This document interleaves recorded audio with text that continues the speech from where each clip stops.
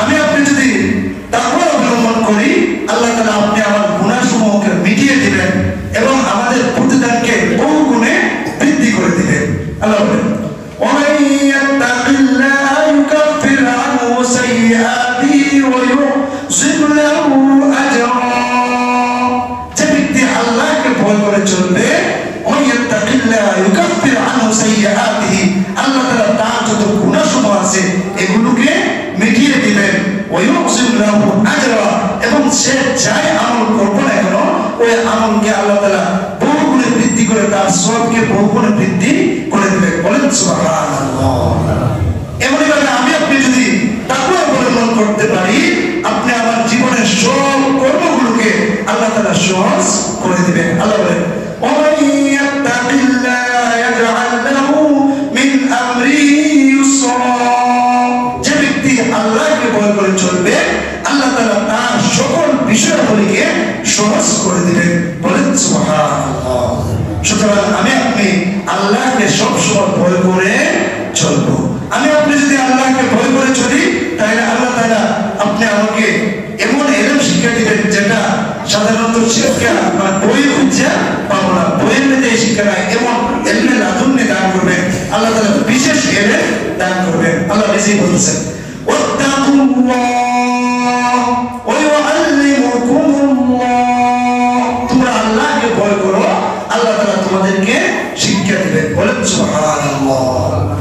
এমনি ভাবে আমি আপনি যদি আল্লাহকে ভয় করে চলি তাহলে আমি আপনার সঙ্গী কে হবে?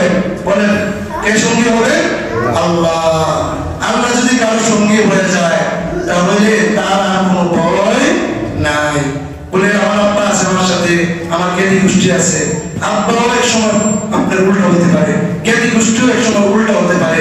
আপনি যদি আল্লাহকে সাথে নিয়ে চলেন আল্লাহ কখনো দেখেন না আপনি নামাজ পড়েন না, রোজা রাখেন না, মসজিদে আসেন না, অনেক অপরাধ আপনি আগে করতেছেন, তারপর আল্লাহ আপনার হাত চাচ্ছে, আপনি আমার শ্বাস বন্ধ করে দিছে।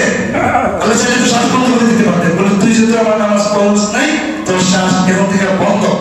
শ্বাসটা ভিতরে নিচে যদি না বাইর করতে পারি আপনি আমার দুনিয়া কেড়ে কি হয়ে যাবো, গায়েব হয়ে যাবো। এক মিনিটে শেষ।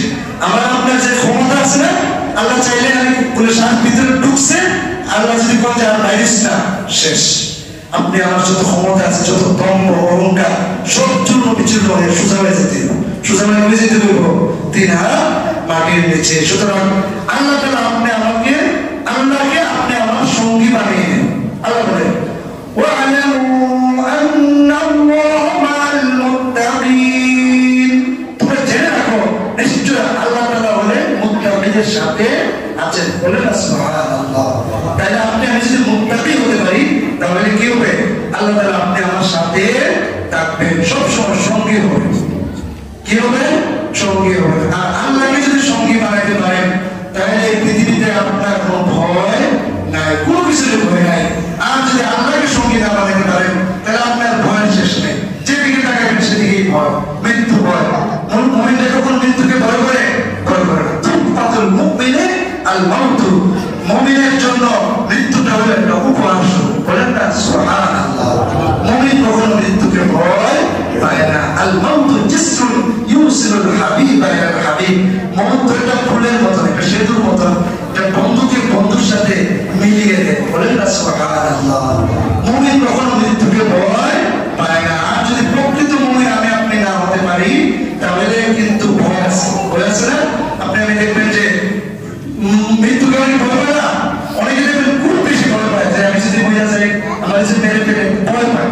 অথচ মুমিন কখনো মৃত্যুকে ভয় পাওয়ার কথা না। তাইলে আমরা আল্লাহকে সঙ্গী বানিয়ে নেব। কারা কারা আল্লাহকে সঙ্গী বানাইতে প্রস্তুত? দেখি তো।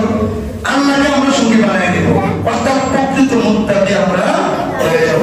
আল্লাহ তাআলা আমাদের সবাইকে যে কথাগুলি বললাম আমল করার তৌফিক দান করেন। ওয়া আখিরু দাওয়ানা আলহামদুলিল্লাহি রাব্বিল আলামিন।